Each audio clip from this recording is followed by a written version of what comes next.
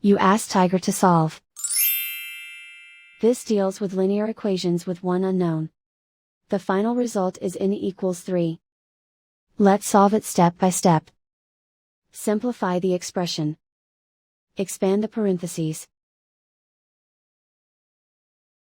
Multiply the coefficients. Simplify the arithmetic.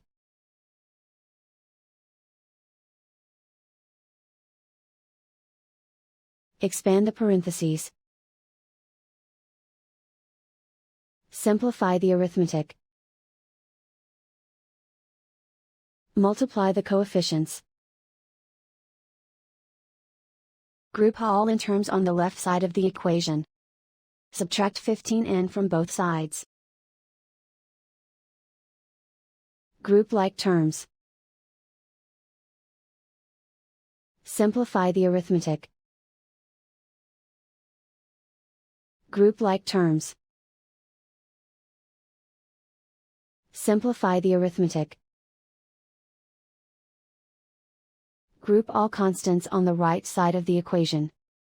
Add 20 to both sides. Simplify the arithmetic.